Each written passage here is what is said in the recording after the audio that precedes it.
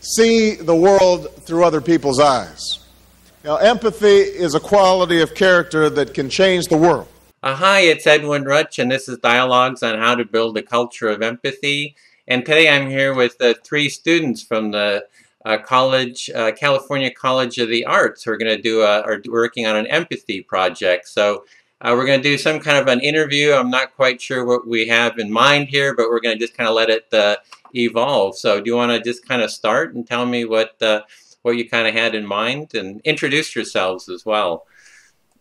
Sure. I'm Shauna. I'm Devin. And I'm Catalina. We're in a program it's an MBA program, and the focus is design strategy. And it's really project-based learning, very oriented around the design thinking approach, which is, doing research to understand people's needs, and then sort of ideating and prototyping and coming up with various solutions or potential solutions to test, and then eventually kind of going forward with what we feel like is the best solution to meet the particular market's needs. And we're a little bit different than a typical MBA program in that we're not necessarily just focused on financial profitability, but also social and environmental as well. The course that we are taking this summer is called Social Ventures, and it's basically a social entrepreneurship course. And we're doing a project focused on empathy. And we identified it originally because it's very broad, but also felt very important to us as the source of kind of being inspired by Ashoka's Empathy Initiative. They define it as the kind of common thread of all the social entrepreneurs that they work with.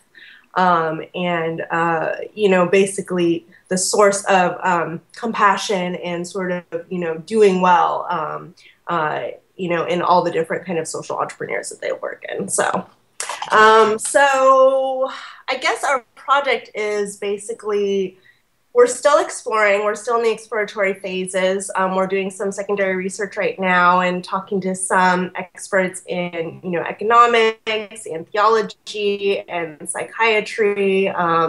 And we're basically trying to understand from a market approach, how we might be able to capture the value of empathy, and really identify what are the segments that might, highest demand, the most unmet needs, basically, who's out there that has the strongest needs for empathy, that we might be able to help out. So we don't know exactly what this project's going to look like, what it is that we're doing. That's sort of the holistic approach that we're taught, sort of similar to the design process, but we're applying it to business. So we go out there, we swim in this information, we talk to people, we interview experts, and we identify patterns. Once we see those patterns, we focus somewhere and create a venture. So that's where we're at. And given that you're such an expert yourself and have talked to so many people, we're also interested in picking your brain and maybe even helping us determine what direction we should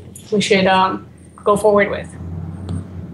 Oh, well, great. I'm really excited about this because, anything I can do to kind of foster empathy and get more people, especially, young people involved, I'm really excited about this. So taking an hour here from Sunday to chat with you. So, it sounds like you're using the what is it, the D school or D design school from Stanford. They have kind of like a process for using, and the first couple steps are kind of empathy in design. Is that kind of the process that you're using, or?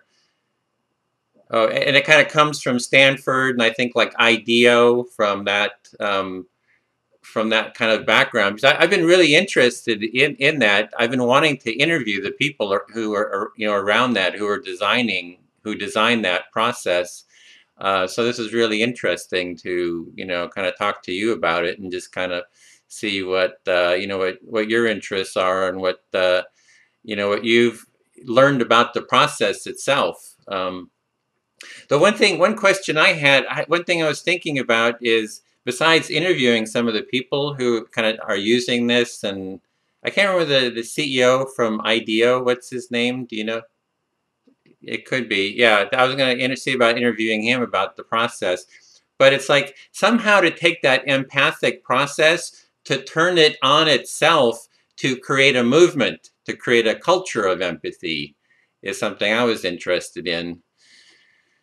Do you know what I mean? It's like if you're going out, you can go into a segment, you know, some kind of a market segment and look for needs that people have. And then you can kind of listen to them, do that whole process. And I was kind of like wondering, what about there's a need for a culture of empathy, and how can you use that process, that empathic process in on itself, kind of like a continuous loop in programming kind of concept. So I don't know if that makes sense to you all. It was breaking up a little bit, so we were having a hard time hearing everything you said. Oh. Did you Well, I didn't catch all of it, but I mean, you know, one parallel that we see in the program in which we're working in now is, you know, the marketing profession, as it's done well, or as it's done well nowadays, is really all about empathy and, you know, trying to understand a market. You know, they use words in terms like user-centric design and insight-based research to really do qualitative research with a group of people and really understand them well and on a very deep and meaningful level, including doing work like ethnography, you know, research beyond just superficial interviews and things like that. But that's really the focus of our program is that kind of deep understanding, and it's really all about empathy. It's something we're coming to realize. Mm-hmm. The other thing that's unique is that right now we're in our social entrepreneurship class, and we're learning how to create social ventures, and it's looking at it from the point of how, you know, the people, the benefactors are actually clients. They're not just, it's not a charity. You have to think of it as a business. So I think that's when we've been talking to people, and people struggle thinking about, okay, wait, how can you think of empathy as a business? Like people struggle with that concept. We're struggling a little bit with it as well, but we just finished reading a book that's called The Blue Sweater, which is a woman who's done social entrepreneurship her whole life, and her big insight from her life experience is that you work with markets. Like, what is it, you know, what are you selling? You know a little bit more about that, the transaction cost. It needs to function like a business so it's sustainable. It can't just be charity. So how do we apply that to empathy? What is the business of empathy? What does it look like? What is it the language that it uses? Who are the who are the stakeholders? So that's sort of where we're looking into. Yeah, so it's who are the stakeholders who need empathy? Is it kind of like, is that what you're saying? Like who needs empathy out there in the world? Yeah, but alternatively, who are the segments who actively seek empathy out, or who have the most use for empathy in their businesses? Well, I kind of see empathy as this foundational human value and human need that you know, if you kind of look at the whole literature, child development and you know, going through all of life, it's just like a foundational need that every person has, just like food and water, and you know, just having, unless you're kind of, you know, wanting a culture of psychopaths who are all kind of just in it for themselves. So I'm kind of looking at how, you know, it's like, I mean, can you tell me a person who doesn't need empathy? You know, is there Yeah. who does not need it in the world? Absolutely. I think we agree with you, and I think what we're interested in exploring is how can we promote, you know, a broader, sort of more widespread awareness and actionable empathy, because we do all agree that it is incredibly valuable. So how can we capture that and frame it in terms of in ways that people actually start to begin to understand the value more and actually seek it out more, because it is a benefit to both themselves and to others. Yeah, so like there's people out there who they're not aware, they don't maybe have the vocabulary of empathy and to understand how empathy works, and how can you make them aware that, hey, I really need this. This is important to me, kind of like that. Yeah, yeah, and another similar question we're dealing with is the barriers that keep people from taking that step to listen to somebody different or to imagine themselves from a different point of view. You know, what are the barriers that keep people from taking that step, or that cause people to be so resistant to that kind of understanding? So is it a barrier to empathy? I don't know. I don't know if I'm breaking up. Oh, are you hearing me okay? Or Yeah, we're okay, hearing you. okay. I'm getting a little bit of an echo, so I thought it might be right. So it's like you're saying, what is the blocks to empathy, or what is the blocks to knowing that empathy is important to you? I think it's to action. What are the blocks to making empathy actionable? Because some people might feel it or might know about it, but that's not enough anymore. So what are the barriers for people to actually take action? Mm. So it's kind of like empathic action is important, that people are kind of actually doing something and working together in a kind of an empathic way. Yeah, exactly. Yeah. So those are questions. Were you wanting me to answer those, or just? Well, you have, I mean, you've spoken to a lot of people within the empathy world, or let's call it a market, since we're thinking of it from a business perspective. Let's talk. So you've talked to a lot of people in the empathy market. Have you seen any patterns with the people that you've talked to? I mean, I've seen some patterns from the interviews that I've just heard that are on your website. One being, for example, language. Language is really important.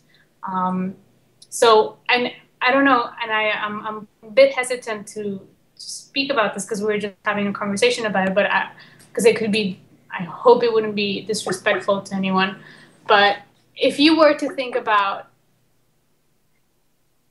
religion as a market that sells compassion, then how, in comparison, how would you think of empathy or something that we could create as a business that sells? Well, how about we create the Church of Empathy together? I've really seriously been thinking about it. It's like, you know, people need to be heard. They need to be seen. I just did a workshop yesterday. It's called Compassionate Listening. And it's really about all the ways that you can deepen listening and kind of become more attuned, so you can kind of hear someone else. And there's all kind, and it's not only here, but to kind of be reflected by someone else, to see yourself reflected by others. So, and there's I'm getting a little bit of an echo, so maybe is it possible to turn your volume down a little bit, or yeah, that helped actually. Great. So, and I just interviewed Paul Zach, who's working with studying oxytocin. So oxytocin gets released in our bodies when we, you know, or do hugs and when we empathize with each other. It's kind of that calming effect. And so that's really important, right? It's like if everybody's nervous and upset and has a lot of cortisol in their body, I mean, their bodies are wearing out, you know, the stress is doing harm to your body. And then if you've got the cortisol in your body, I mean, and the oxytocin, it's kind of calming you down. You're feeling better. You're feeling more connected. You're feeling more trusting. So I was kind of just imagining a church of empathy that kind of focuses on all the things that kind of create that quality. You know, you start off with hugs. There's a lot of physical touch. You see yourself. You have rituals that connect and bond people. And in the workshop I just did, there was it was about, you know, sitting across from someone and just speaking to them, and that they just listen. They don't try to, you know, control you. They don't try to sell something to you. They don't, you know, they don't try to manipulate you or whatever. They're just there to reflect you. And I mean, in terms of the finances of it, I mean, somehow it's something I deal with too, is how do you make empathy something that's self-sustaining and has a financial foundation? And tomorrow I'm interviewing our Charles, what's his name, Eisenstein, and he's been talking about that. How do we shift the whole economy so that, you know, the symbol money actually nurtures, fosters connection rather than separation? You know, so we're kind of like talking about, you know, foundational values of the whole culture here. You know, the market is set up in a certain, you know, fundamental framework where it's maybe based on competition, you know, on getting for yourself as much as you can. It's maybe fostering, you know, competition kind of fosters this connection. Because if I'm competing with you, you know, I'm looking for my comparative advantage, you know, against you, and I'm not going to reveal who I am, which is part of empathy. You want to reveal yourself and be seen, and vice versa. And there's, like Ashoka just did that competition with, you know, with the schools. And there's like 600 applicants, but they're all in competition with each other. So, I mean, it really, you know, brings up the question of what's the role of empathy in competition. And I kind of see doing a conference as kind of a non-competitive, you know, a connection building kind of a process where we're sharing and trying to hear the other person and see the other person, and see how we can actually come to collaboration. So the other part might be is how you're defining empathy. You know, what does empathy kind of mean to you, and what's, there's a lot of different ways people are defining it. Well, we're still finding out what it is, because we came into this project being just beginners, and coming purposefully with a beginner's mind. So I think we're still not ready to define what empathy is. We're out there interviewing people, and we're interviewing right now experts, but we're going to move forward to speak to just people. Since it's such a broad subject, we don't know if we need to. Normally we would focus down on a segment, but right now, like what you're saying is we shouldn't. It seems like you're saying we shouldn't. It's about all of culture, right? But then it becomes this massive project where is it possible, is it going to be possible, or is it so massive that it's going to stop us from actually doing something? So that's where we're at, and I think we'll be able, by the end of this project, we'll be empathy experts ourselves. Oh, but right now we're still just, you know, we're sponges just absorbing everything out there. But I mean, it is about feeling other people's feelings, which is what everybody, and then we're interested in the actionable part. Not only just feeling it, but doing.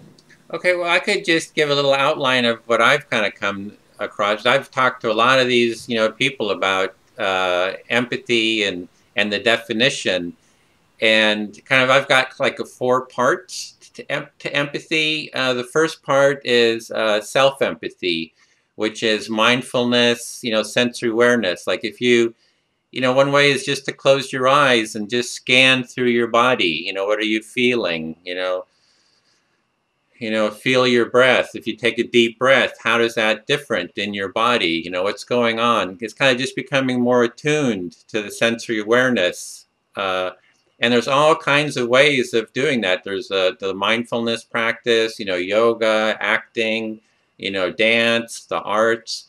All of them have, I've seen they have some kind of tools and approaches for deepening that sense of self-awareness.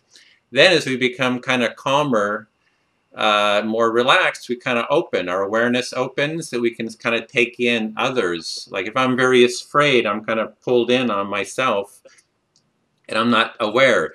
So then the second part is mirrored empathy, which is as I'm kind of, you know, feeling calmer, relaxed, I can use through mirror neurons reflect who you are and what you are. So I can see your focus. Like you guys are looking very focused and, you know, very concentrated.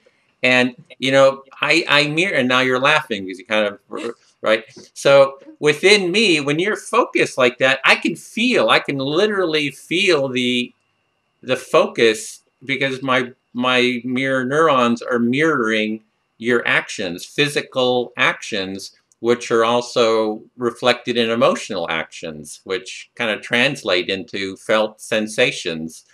So that's kind of the mirroring. As we mirror, I see Shauna kind of, shaking her head a little bit. So my head is shaking. Oh, she understands. That means a little bit of comprehension. So that's that mirrored part. And the third part would be imaginative empathy, which is that I can imagine what your experience is, sort of through as we have sense of self-awareness that I'm a separate being, separate person, that I can imagine that, oh, you're students, you had this situation, this is where you're coming from, you're doing a project. So I can kind of have all the kind of background, and it's just like dreams. You can imagine through a dream, and there's emotions, right? When you dream, or other kind of imaginative things that you imagine somebody's experience, and then you kind of can feel that too. So that's kind of like built on the mirror neurons, but has more of a cognitive, mirrored kind of a quality. And then the fourth part is empathic action, which is as those other parts get lined up, as I see who you are, and what your feelings and needs are, that as human beings, we naturally want to contribute to the well-being of others. And so, if I see you struggling, I want to help you so you don't struggle. If you need the door opened, I want to contribute to that. If you're doing something creative, I also want to foster your well-being and being even more creative. So that's kind of the empathic action component, that we want to contribute to the well-being of others. And that kind of and there's varying blocks to what kind of blocks that kind of process from happening. So a large part of it is, removing the blocks of maybe judgment, or trying to fix someone, or there's all kinds of blocks that could go into that as well. So that's the basic framework that I've got so far. That's interesting. It seems like almost we shouldn't be focusing on segments, but on what stage of empathy we want to focus on, and then apply it sort of so anyone and everyone can get involved. And do you see it as sort of building blocks? So before you can have, sort of empathy for, mirror empathy, you have to have sort of self-empathy? I mean, does it kind of work upwards in that way? Yeah, I think it's kind of I kind of see it as a wheel of empathy, so that it's they're like the spokes kind of connect all those four parts. So it's not necessarily, it does kind of start with self-empathy in the sense that, that whole mindfulness training kind of creates kind of a space for the mirrored empathy to happen, but it's all kind of interactive, so the empathic action can be just a very small kind of a piece within that, and happening all interchangeably, I guess, is what I'm saying. So, yeah. I think one pattern that we've sort of recognized just in our early research is this sense of those who act empathically have a sense of interconnectedness with themselves and the rest of the world, and I wonder, that kind of sort of realization comes from, being mindful. And do you see, is there a difference between, say, altruism, acting solely for another person's good, or versus, I mean, we keep kind of coming up with this question of, how is there self-interest in empathic action, or can actions be truly altruistic, and is it both? Yeah, well, I'm kind of wondering about that too. It's like, how does altruism come in? And you're talking maybe about compassion too. There's a whole compassion community. For me, compassion is that process that I just mentioned, kind of the wheel of empathy applied to suffering. So it's the same thing. So there's compassion, you know, awareness of my own suffering. Mirrored compassion, I'm mirroring, seeing your suffering. You know, the perspective taking or imaginative empathy is how that suffering kind of happened and works. And then compassionate action, wanting to kind of relieve that suffering. So that's my kind of definition. And then some people kind of, you know, these definitions are kind of all over. The academics, you know, are disagreeing, you know, on it. And so you got to kind of hold all that in mind too. But then some seem to say that compassion is kind of like sympathy, right? Is that if I'm seeing your suffering, it's then I start getting into pain about it, and then I want to relieve, or I feel sorrow, you know, for you, and I kind of want to relieve my sorrow and your pain. So, and in the empathy community, sympathy is almost seen as a block to empathy, because sympathy is taking the focus away from mirroring you through mirror neurons, kind of being one, to, oh, I'm in distress, I'm feeling sorrow or feeling pity, you know, condescension. So you're kind of like distancing yourself from the other. So I think there's kind of two different ways I'm seeing that compassion is used, you know, definition-wise, and that one with sympathy being a form of sympathy, I think is actually, like I was saying, a block to that empathic connection. And I think you're wondering, like, where does the action come from? Because you really want, you know, to do something to make things happen. And I think the part where it comes from is seeing our common humanity.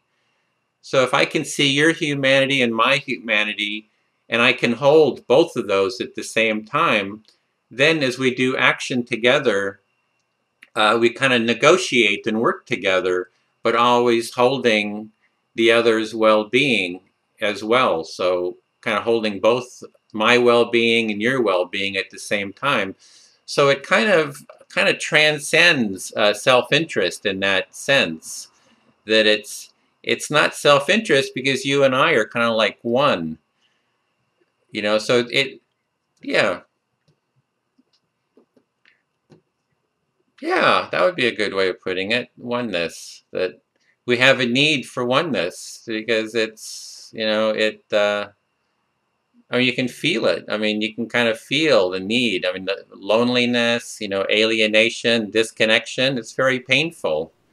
And then, you know, you look back at life, you know, you hear it all the time. People, they remember what was important in life, and it was those moments when they had deep connection with someone. And do you think what is your opinion on the role of technology within empathy? Do you think that that's helping us become more interconnected, or is it making us feel more lonely?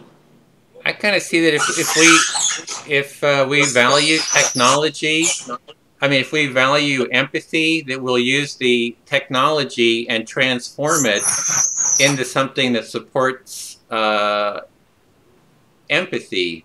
If we value, you know, selfishness, self-centeredness, closing ourselves off, you know, basically being psychopaths, then we're going to use technology to manifest psychopathic behavior. So in our culture, we've kind of got all of those kind of going at the same time. And I'm just trying to see how do we strengthen the empathic value. So if we can strengthen the empathy, then I think the technology would just support that.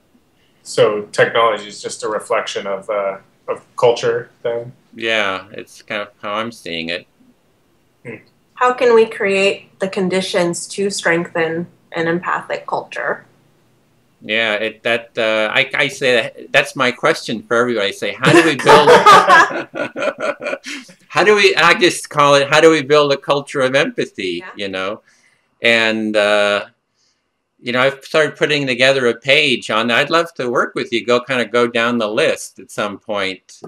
You know, because that would kind of help me too to kind of dialogue about it. But for me, you know, the first part was, well, we need a vision out there, right? It's like there's a picture of what does a culture of empathy look like. So we have a visceral felt sense of it.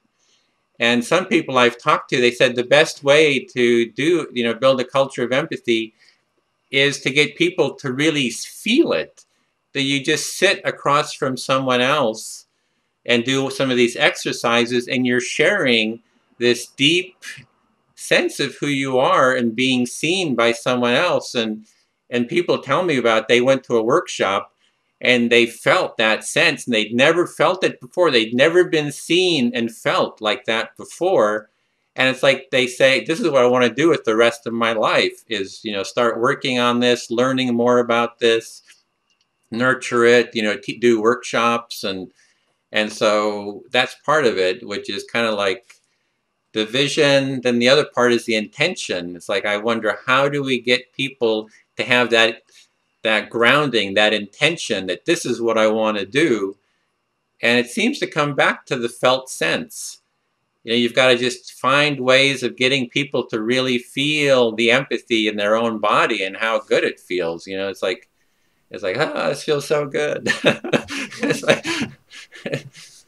so is empathy just an end in itself, or is there ultimately some hope for, you know, more social benefit beyond just empathy in itself? Yeah, I'm kind of seeing it. I'm kind of turning it in on itself and saying we need a culture of empathy. That it's the vision is a culture of empathy, and the means are using empathy to get there.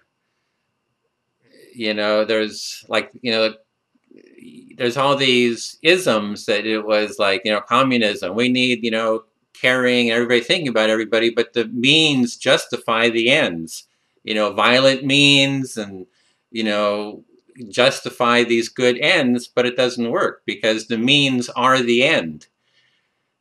So we have to do, I see it as, we have to use empathy to get to a state of empathy.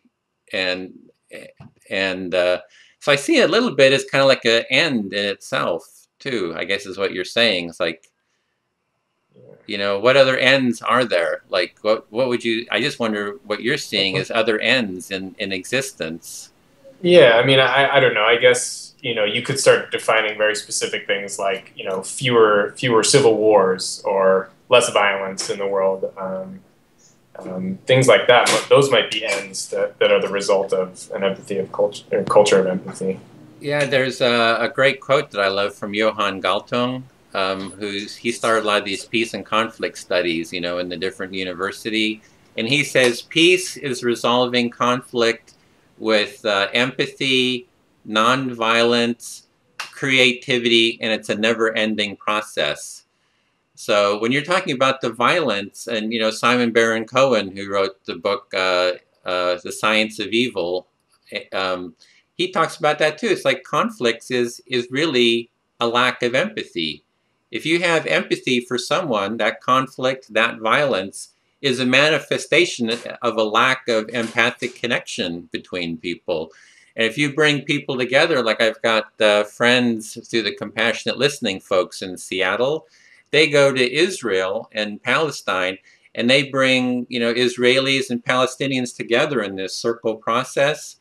And by the end of this process, they're like weeping and hugging each other, you know, because it's just so, you know, just they're having this empathic connection. And from that empathic connection, then they have the foundation to take steps to just make their life more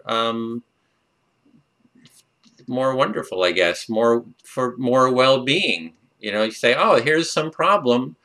You know, I'm feeling that this is causing, you know, the lack of plumbing, sewage, or whatever is causing you some kind of distress. I feel that distress. What can we do to solve that problem with creativity? You know, that's where the creativity and the empathic action. A really great program that you might want to look into is restorative circles. And this is done by, I don't know if you've heard of it, but it's done by, what's his name? He's out of Brazil, and it's a process for people who are in conflict, which would be a war, like you're saying, and violence, where they bring people into kind of this circle process, and then they have this dialogue process that happens. And it's like people are totally pissed off. They have this process for getting them to start talking to each other. It's kind of a structured process. And at the end, they find some kind of a empathic connection with each other. They use empathy to create this empathic connection. And then the last part of it is what do we do now? And like one problem that I remember that that they talked about was it's a simple problem. Like in the slums of Brazil, you've got you know, it's these shanty towns, and there's like the water sewage just goes down the pathway. I don't know if you've ever been in any shanty towns. It just goes in the middle of you know, the walkways. And so somebody was taking bags of their garbage that they put in the plastic bags and sticking it in front of their front porch. And then it would kind of pile up, and then the water was backing up, and then this kind of sewage water, you know, when it rained, went into the shack of the other person. They were all pissed off, mad at each other, arguing. So they come into this process, and it's like, I'm pissed off with you, no, it's your fault, it's your fault. And then this process, this empathic listening process, they kind of go through it. They use repeating. They say, you're an idiot. And then the other person can say, just repeat back what you heard. You're saying I'm an idiot. So they use this kind of reflective kind of process. And it goes to these different stages. And at the end, they've come to some kind of a sense of connection and mutual understanding of each other. And then it's like, okay, what do we do now? And then it's like, well, what we can do is we're going to work together to create an underground sewage pipe here. We're going to go together to the city officials and, you know, request this and get the permit. We're going to get the neighbors together to kind of help this, and we're going to work together to, you know, solve this problem. But it doesn't happen, that action doesn't happen until there's kind of that empathic understanding and connection with each other. It sounds like acknowledgement of your own perspective is kind of a key part of that, like through that kind of mirroring or that reflection. Do you think that that enables someone to be empathetic with another's, you know, point of view? If both parties are feeling incredibly emotional about, you know, some particular conflict, and then kind of going through that exercise of sort of reflecting back at each other. I mean, do you think that really enables that, you know, ability to be empathetic with each other? I've seen it happen over and over again. It's kind of the, if you want to look into how it kind of works, just look into any conflict resolution program. There's here in Berkeley, I know you're in San Francisco, in Berkeley is SEEDS, which is the local East Bay Mediation Center. And the training there is, I mean, there's a lot of different forms of this. There's a circle process, and there's also bringing two disputants together. And in this process, you have two facilitators who are kind of modeling empathic listening to both disputants. So you're kind of like modeling the state of empathic listening. And then at some point, you turn the two to each other. And then you kind of assist them in listening to each other. And sometimes they get off track, and you can kind of bring them back on track.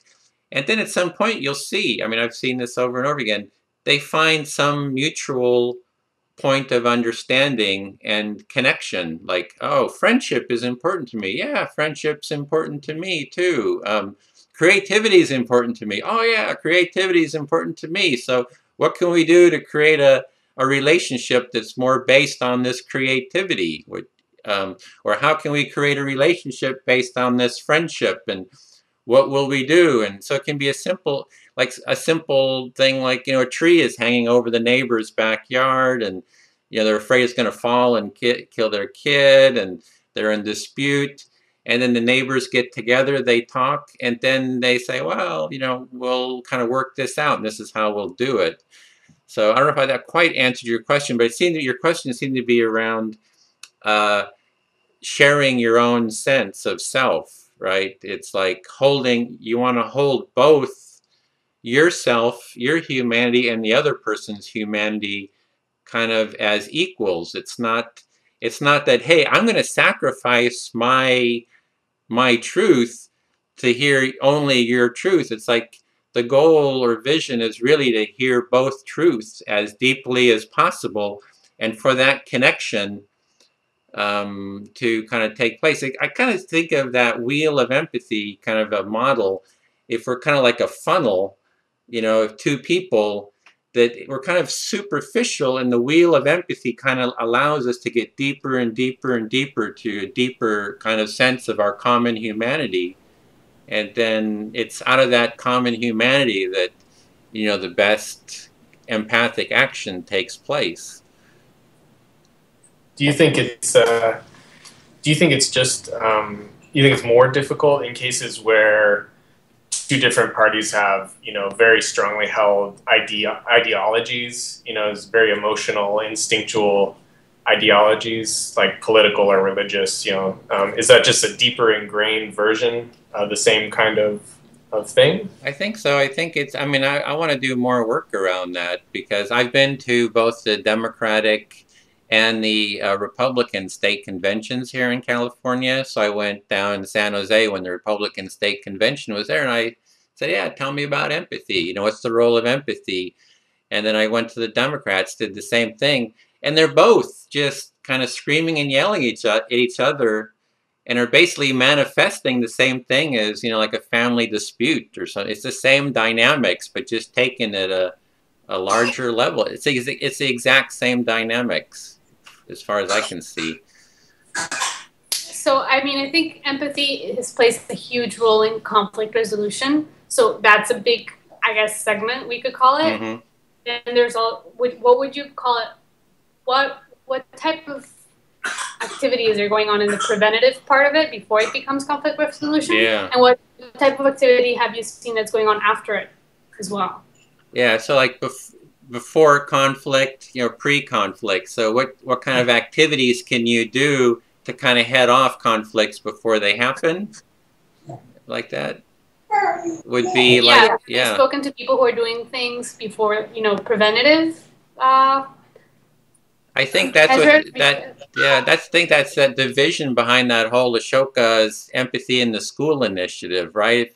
You know, Mary Gordon's program, where the children are, I mean, at the earliest ages are starting to just learn all these techniques. Like, I wish I would have learned conflict resolution when I was in grammar school. It would have served me so well. I only learned about it in the last 5 years, you know. So you can take, you know, on my website, there's the Empathy magazine. It's broken down into empathy in healthcare, you know, empathy in the business, empathy in education, empathy in with animals. And so you can take, I mean, that's kind of a segmentation, right? Different fields, and how does empathy apply to, you know, each I guess, social. How does it apply to politics? How does, the justice system? But see, yeah. And in all of your research, have you identified maybe, you know, the top couple of areas that you felt that would be most well served by more empathy? Yeah, I think we need the whole cultural transformation to just raise the general level of empathy and have it just spill through every industry, every, you know, like there's people who say, you know, corporations are evil, or companies or government is evil.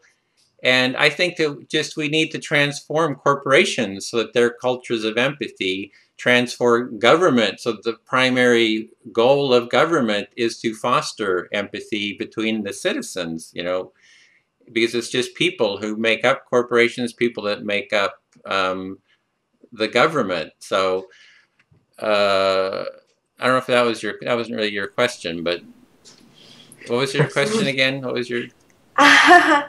I think it's identifying, you know, particular industries or areas that are in the most need of empathy. And I definitely agree with you. I think we all agree with you. Every industry, every area, as you said, it's all made up of people, and you know, everyone basically needs more empathy. But I think the one thing that we are kind of searching for in our project is how to make the most impact. And we will need to narrow in on, you know, a particular segment or, sorry, 1 second. A particular segment, you know, whether that's government, whether that's business, whether that's, you know, I mean, there's just no end to what we could focus on. So, you know, I think that one thing we're searching for is, you know, basically your help in understanding, you know, where we could make the biggest impact, you know, based on what all the work that you've done. Yeah, so it's kind of like take your limited resources that you have, your limited time and resources, is where you can get kind of the most, kind of bang for the buck, bang for the time, or whatever. Right. Have the most influence. Where's the where's the real, where's the energy, kind of. Yeah, like how Ashoka has sort of focused on, you know, schools, which makes a ton of sense, you know, starting them young. And I think there's already a lot of work being done in education, empathy in education, so. Yeah, so like Ashoka is kind of focused on the education component of it, and they think they can make a large influence there within transforming education and having students and all that kind of learn about empathy and But they're also looking 30 years down the road, you know. So they're saying in 30 years we're going to have an impact because we taught the elementary school children. Yeah, and you're kind of looking at what can I do by the end of the semester? Well, not really, because we're thinking of taking this project on after class. So it's not just that. We do need some sort of a focus so we can do better research and be more effective. So it's not only about doing this for the class. Of course, we do have deliverables at the end of the semester. We do have to turn in a business plan, but we would want to implement it as well and take it forward. So it's not, I mean, this could, for me at least, to speak for myself, could potentially become my life purpose afterwards, after I graduate. But right now, we do need to find some sort of a focus in order to be more effective. So you've been kind of searching for this focus, and it sounds like it hasn't quite revealed itself to you yet. Yeah, we were hoping you can help us.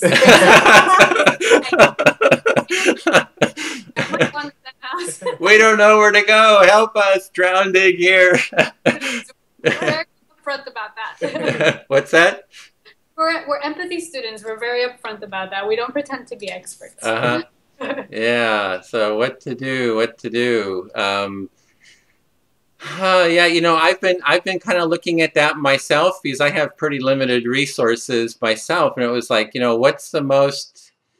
And I kind of have tried one thing, tried another, kind of doing this. And right now, I've come to the point of this conference, this online conference, as being something to stimulate a dialogue. And it's doing exactly, you'll notice that everything gets translated into a video. Like right now, you've got questions, and then, you know, you're doing this project. It's turned into it'll turn into an online, you know, video, and that other people can watch and kind of, you know, riff off of, you know, and build on. So that's kind of where I've kind of come. It sounds like that's a little bit of what you're doing. Is you're kind of doing a search, right? You're like searching, seeking, and starting to ask people, and kind of making it a bit of a quest. And it sounds like you've been talking to some people already, or I don't know.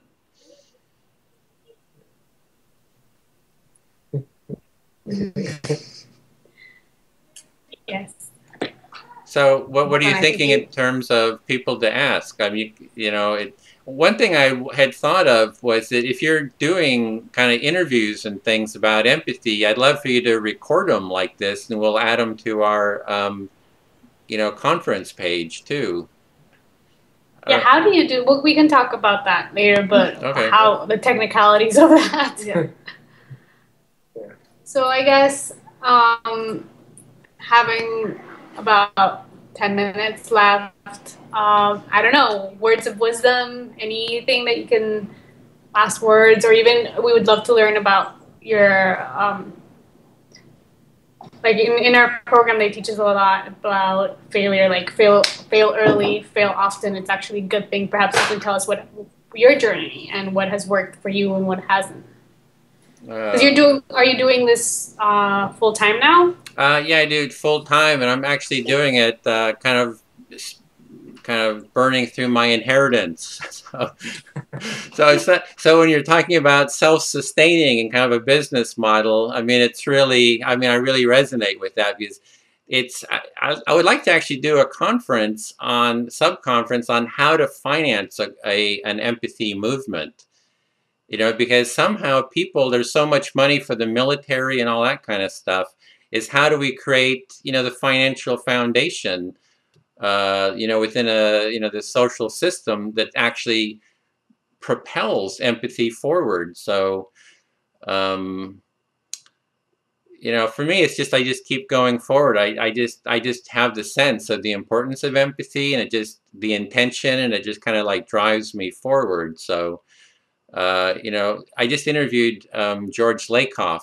I don't know if you know him, but he's a linguist, and his last thing he said is, this is the best thing you could be doing with your life, is, working on fostering empathy.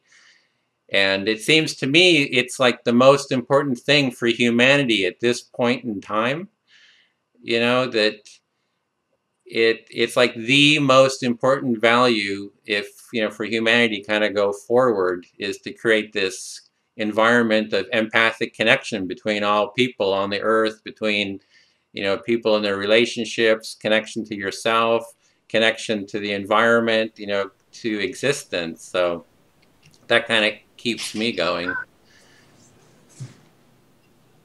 So that's great. Well, thank you so much for your time and for, especially taking your time off your Sunday to speak to us. It's very helpful and inspiring, and we'll see where this takes us. We'll keep you up to date. Okay, well, we'd love to keep the conversation going, and, if you want to have further conversations and maybe more, after you kind of think about it a little bit more, other ideas to kind of try out, and I would like to keep going. I'm especially interested in the whole design school, that the whole process. So if you have any kind of insights about that, I'd love to hear about them as well. Absolutely. Yeah. Okay. Definitely. Great. Well, thank you. All right. Okay. Thank you so much. Thank Have a you. great rest of your Sunday. You too. Nice talking to you. Bye. See the world through other people's eyes. Empathy is a quality of character that can change the world.